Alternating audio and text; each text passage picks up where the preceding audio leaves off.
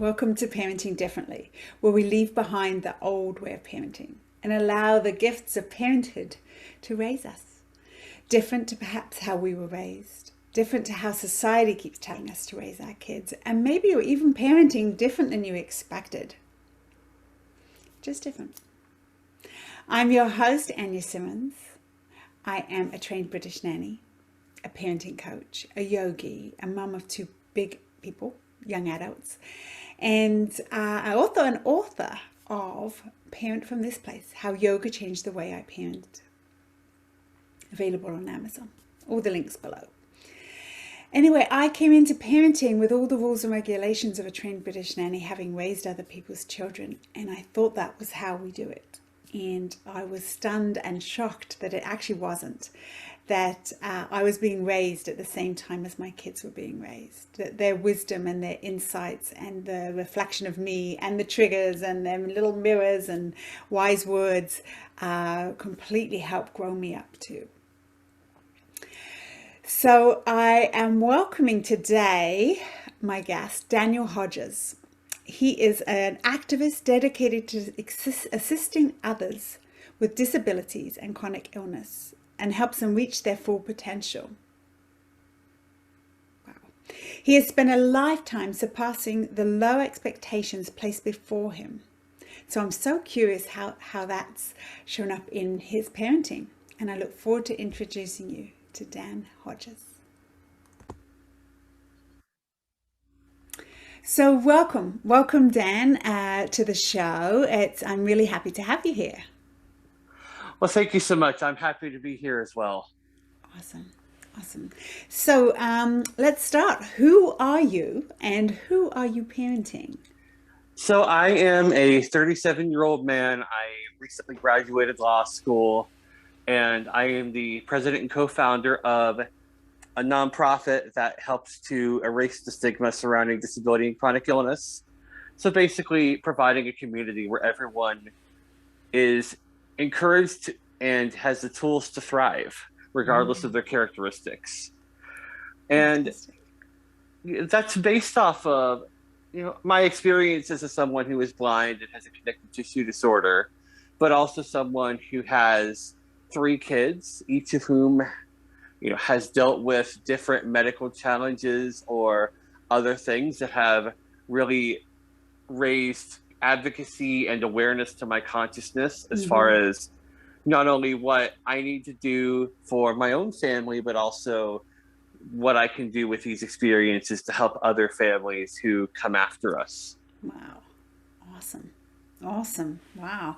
And so this just goes right into sort of the next question that I would have was, what are you uncovering in yourself from parenting? I have uncovered a lot of self-awareness. Sometimes those realizations are pleasant, sometimes not so much. um, at the time that we're recording this, I have a 13-year-old girl and 11 and 9-year-old boys. Okay. So we're at this point in the journey where, on one hand, they are expected to participate around the house as they should be. They should be out helping clean, helping cook, helping organize things, not only for our benefit, but honestly for the benefit of them developing their own work ethic. Sure. But at the same time, I'm really seeing in myself, am I able to let go of some of the traumatic responses I have from when my ex-wife and I were really criticized and scrutinized unfairly as young parents simply based on our blindness. So I'm uncovering that this is a much harder journey than I realized at the beginning, but I'm also uncovering just the wealth of things that it's brought up through me through the process, and how much I enjoy doing some of these things with my kids, even despite some of the frustrations that come up from time to time. Right. Wow. Yeah, that's all sort of coming forward to the table. So I'm really curious if you can expand a little more on, I guess, the prejudices and things you felt at the beginning of your parenting journey. Absolutely. And that's honestly one of the reasons I wanted to do this is because there are a lot of parents out there who fall under our similar experiences that we have. Mm-hmm. So when my daughter was born, we knew that she had a 50-50 shot of inheriting the same pediatric eye cancer that my ex-wife had had. Mm-hmm. And we knew that we had the tools to beat it, but it was going to take a lot of concerted effort. It was going to take having the right doctors, specialists in place. We went out and we learned all about the chemo protocols. We learned about the other treatment options. That's on one track. On the other track, from the moment that she was born, if not before then, the team who was in charge of her labor and delivery had decided amongst themselves that no matter what we did, they were not going to believe that blind parents were capable of safely taking care of a child. So they literally had one nurse come in and unwrap every one of the meconium diapers because they didn't believe us that she had not urinated yet. They had social workers and psychologists coming in, grilling us. Do you have this? Do you have that? Well, we heard about this alternative thing. Do you have that? We're like, we think we know a little bit more about blindness techniques than you do, and we are prepared. Right. There's a lot of assumption, right? A lot of assumption. Yeah. And so they actually held her over for an additional 24 hours until we had Grandma come back from Idaho to Colorado to escort us home from the hospital so that we would have a sighted person with us. And even at that point, we came home to a note on our door from Child Protective Services saying, "We have been referred to you. We'll be by soon." Ooh. Now, let me circle back to this thing about the eye cancer. Mm-hmm. When I'm saying pediatric eye cancer, I'm saying her first exam was at 5 days of age. Her first procedure was at 11 days of age. So we're literally having this overlap of, on one hand, the state of Colorado has now come into our home and said, it looks reasonably clean in here. You don't have any drugs around. There's nothing else that we could say. Literally, the only thing in this file that requires us to intervene is the fact that you're blind. So I believe that you're capable of parenting, but I've still got to do my due diligence, but I'll be here as an ally. So that was a blessing, but it's still pressure, particularly as literally you're dealing with active tumors that need to be addressed. Wow. And to boot, I am actually working 40 hours a week graveyard at a major retailer. So, I took a few days off because I was allowed to, but we didn't have a lot of money. I had to get back to work and still make all of these appointments to support their mom and to support our daughter. Right. So there was just this gigantic juxtaposition there of what we were actually doing being far ahead of what any new parents would be expected to do versus what people assumed. And by the way, I often forget to mention this detail. We're living in the Denver suburbs at the time. Our nearest family is a full day's drive away. We're on our own. And we chose to be on our own because we wanted to be out there living our lives. Right. But you can see, wow. Yeah, whew, that would be a lot as new parents and, for new parents in general, right? It's a struggle to figure it all out, and then to have extra pressure, and then, the things you had to go through with your daughter. And I just want to say too, we got into, for legal purposes, I'll just say the hospital that was most qualified to treat this condition in the Denver metro area. One can make some assumptions there. If you know the area, I don't. Well, there are certain places where certain kinds of conditions, especially in children, are treated. I'll say that much. And we made some tremendous allies, some of whom are still allies to this day. We also had a significant number of staff members who, again, openly questioned, sometimes in front of us, how we were able to parent a child successfully. Meanwhile, we have appointments to make for eye exams under anesthesia, MRIs.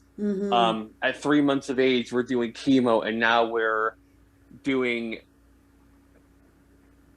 the process of dealing with a kid who's immunocompromised, and saying, yeah, we probably should stop taking her on the city bus to and from her appointments then. Right, yeah. Yeah, and I'm thinking too, it's so interesting that it wouldn't come from a place of curiosity. Maybe they hadn't come across the situation of two, I don't know, what is the correct terminology? Do you say blind? Is that, I don't know if that's... We often use the term blind, and I think for some people there were. And I think, unfortunately, though, when you're dealing with any kind of ism, and you're on you're on the pain, the especially painful end of it, oftentimes the few who choose to be ignorant have a vastly disproportionate impact on the trauma that you feel versus the many who are trying to do the right thing. And that's, I think it's an unfortunate reality of being a human, but it's there, and we should acknowledge it. Right. Wow. So in your parenting now of three children, how are you doing it differently than how you were raised? I think in our minds, we have been much more communicative. Our children have known from as early as they can remember what cancer is, what hospitals are for, and how fragile life can be, because we have had moments where we came within far too close of a call of losing all three of them based off of different circumstances. And we've always felt like it was healthy and appropriate to be real with them, not to try to sugarcoat things. Obviously, we keep things age appropriate. Right. Yeah, I can understand that. But at the same time, we're honest with them. We talk about what they're in for and what we're doing to keep them safe and healthy. And I think also they have seen us advocate on our behalf, on their behalf. They have grown up with an understanding of what prejudice and bias look like. Right. As we've talked with them about these things and kind of showed them, how different people in various communities treat us, and not to say, oh yeah, you should pity us or anything of that sort, but to say, this is what this looks like. This is why it's wrong. Right. This is why we don't do this with anyone. I could see there that the balance of, which you seem to have handled really well, the balance of practical and openness without the fear or the anger that you must feel at times about the injustice and the way, I know in your bio saying, I've spent a lifetime surpassing the low expectations placed before me, and so you're coming into parenting with that, right? Trying to prove it. But so my question is, I have to find the question, I'm just blabbering. The question is, how do you do that with empowerment rather than fear or anger? Or do you? Or is it a balance? I think it's a balance. I think what you're talking about is certainly the goal that I strive toward. But am I at a point where I don't get frustrated if I walk out of the bedroom and step into a pile of dirt that someone was supposed to sweep up and I get frustrated? Yeah, I do. Me too. and I think, going back to one of your earlier points in that, it's a delicate balance. And I'm not going to say for a moment that their mom and I haven't had times where we have looked at each other or taken a theoretical look in the mirror and said, oops, we probably Right. said something we shouldn't have there. We probably Right. went a little too far. Mm-hmm. Mm-hmm. But then we also have to show ourselves a little bit of grace and say, look, every parent did, our parents did probably more than we realized. Right. Um, Mm-hmm. or I think getting back to your question, my parents, they did not know where to turn with regard to helping me find the resources I need. I was born blind. I've been in pain all of my life. I've had many significant medical challenges along the way. Not as significant as some, but enough that Mm-hmm. I mean, I have had orthopedic surgery in all 4 US time zones. Whoa. So, so, so, Maybe the only one. so, so there is that. And I think one of the things that my parents did right is they kept trying to find the best medical care they could.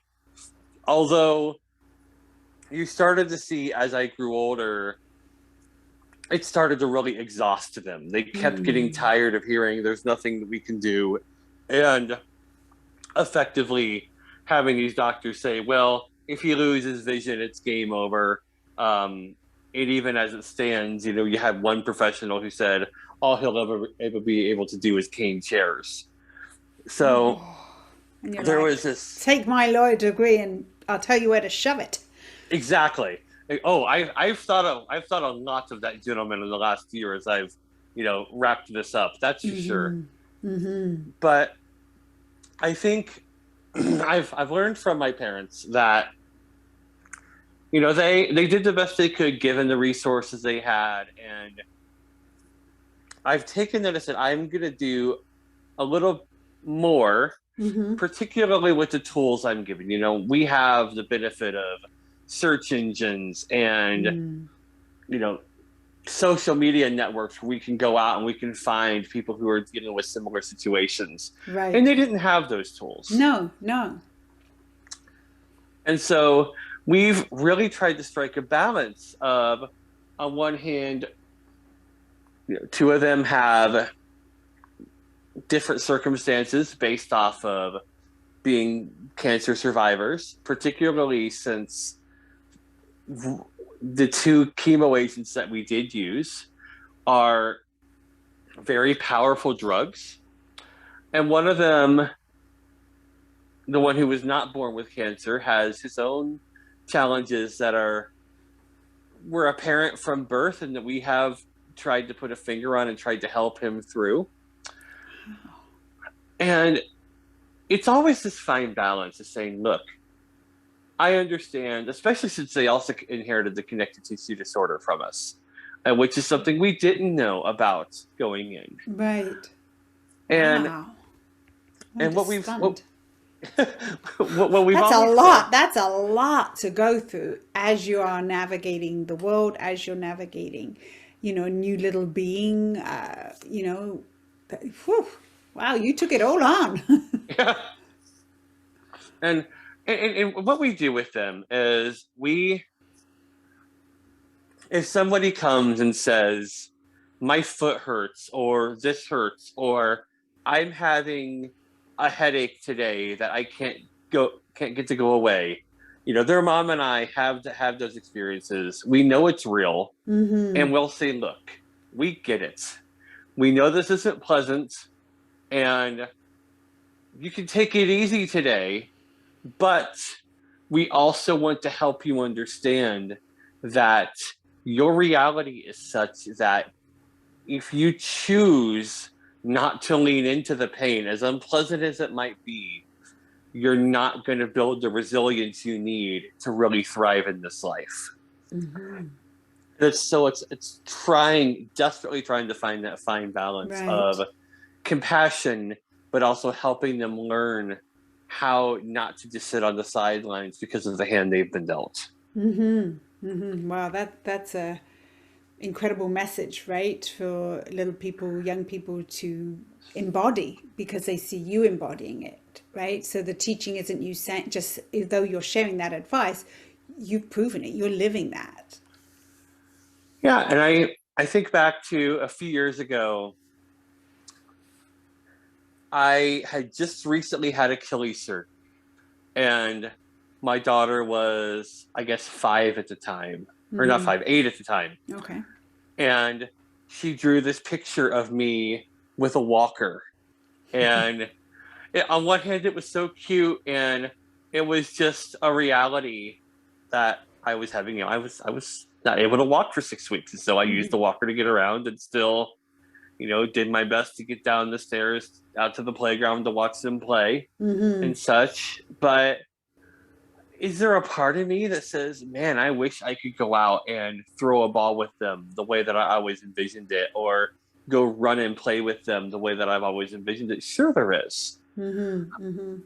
I try not to feed that plant too much, simply because it takes you into a very dark place.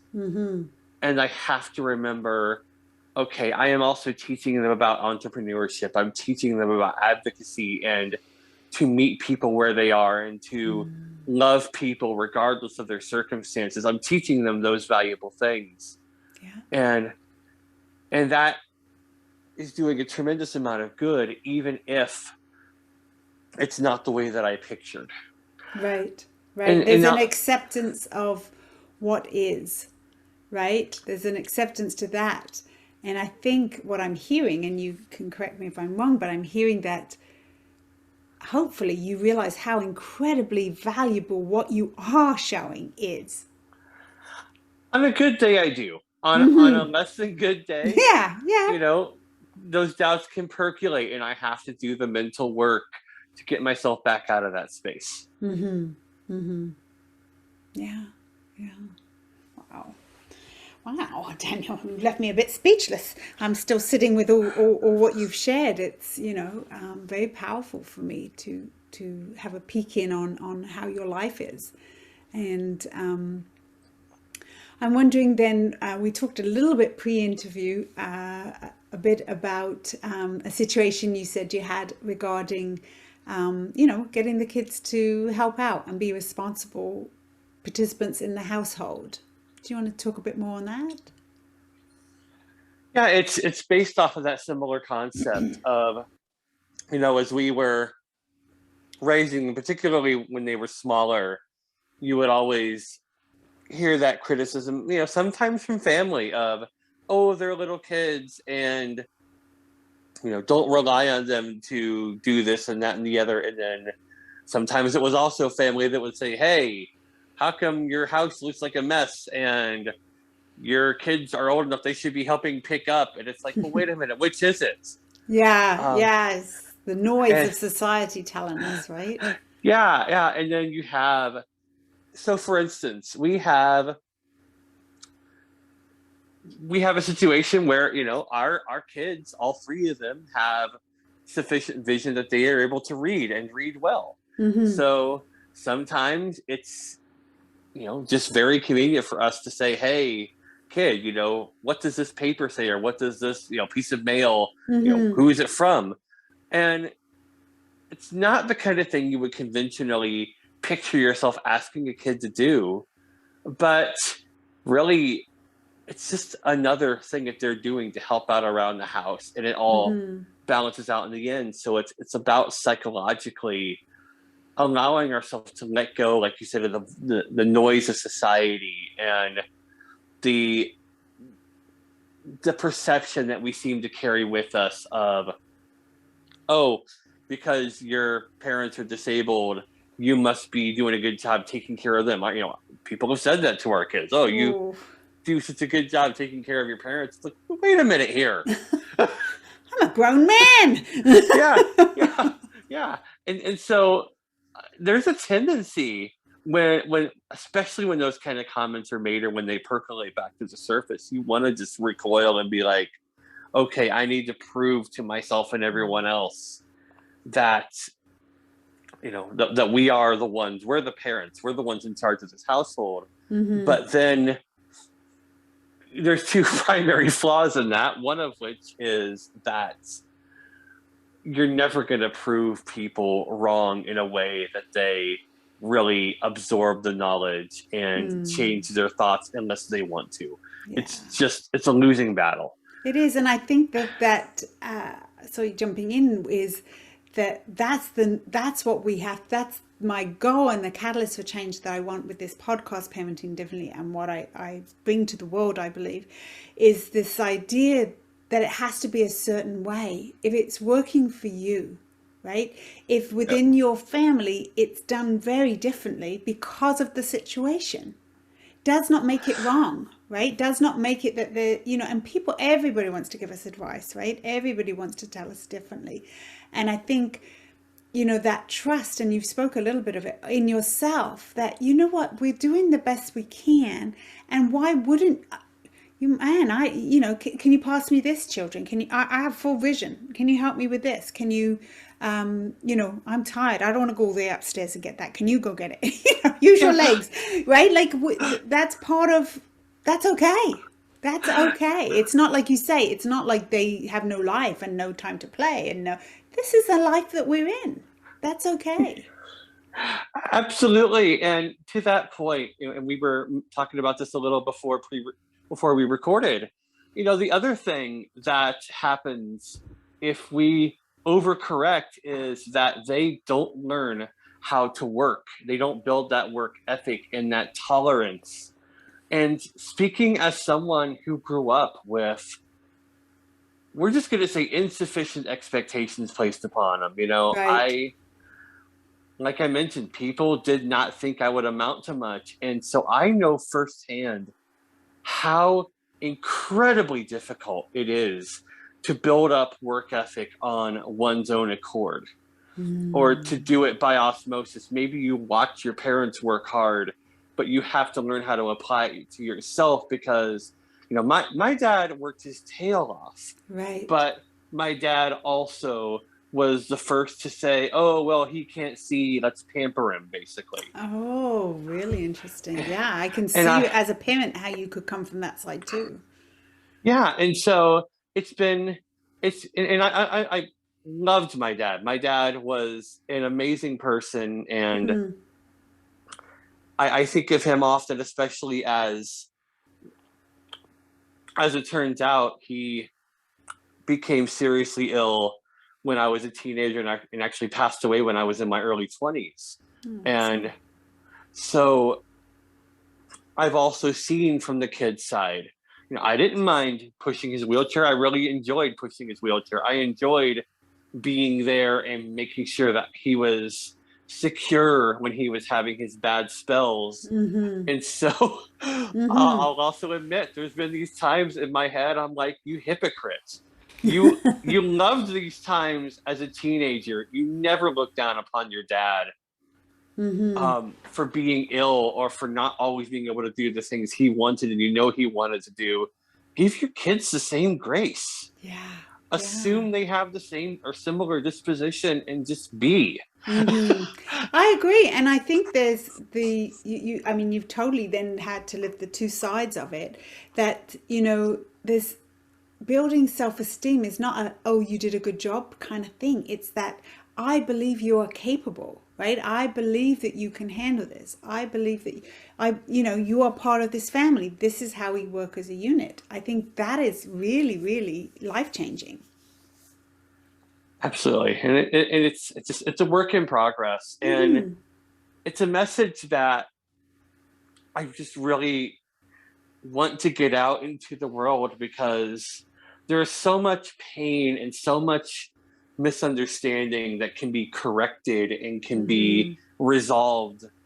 I mean, I always have to bring this up too.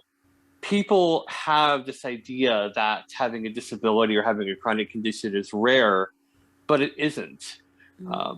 Approximately 1 in 4 Americans has a disability of some sort, and even more than that have chronic conditions that may or may not qualify under a disability in the conventional sense. So it's a significant chunk of the population. Right.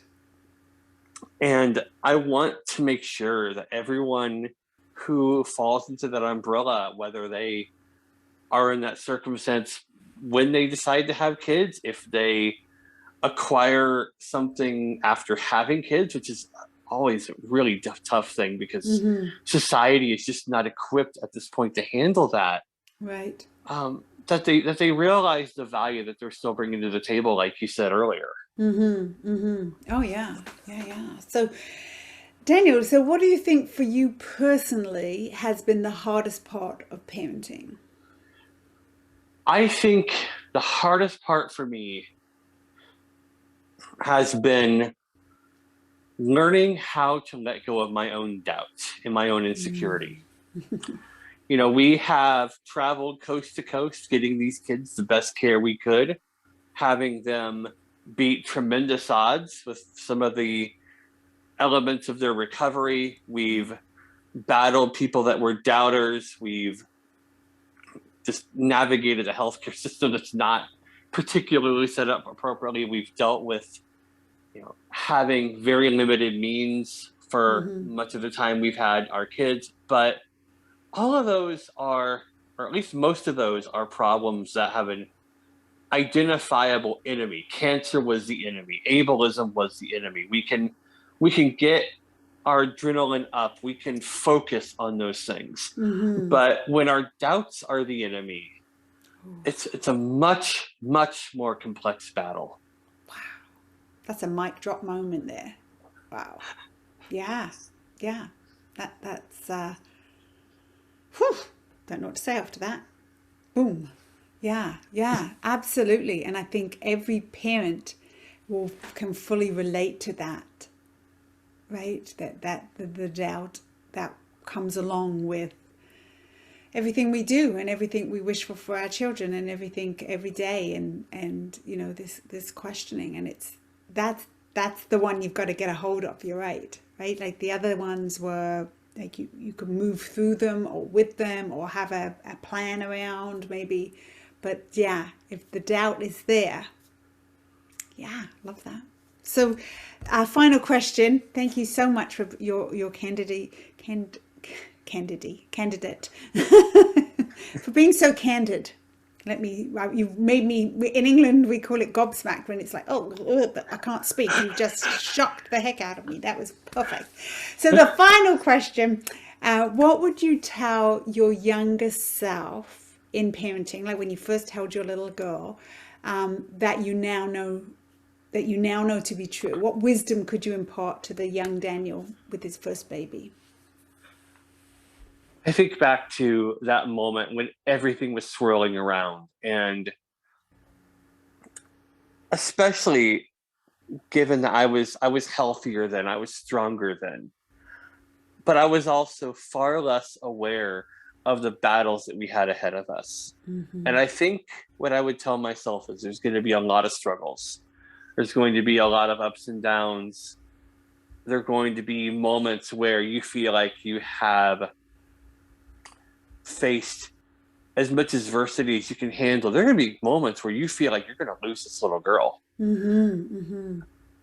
But at the same time, despite the mistakes you make, despite the people who put obstacles in front of you, despite the people who tear you down, there will be those who lift you up, who teach you, who support you, who take that walk with you.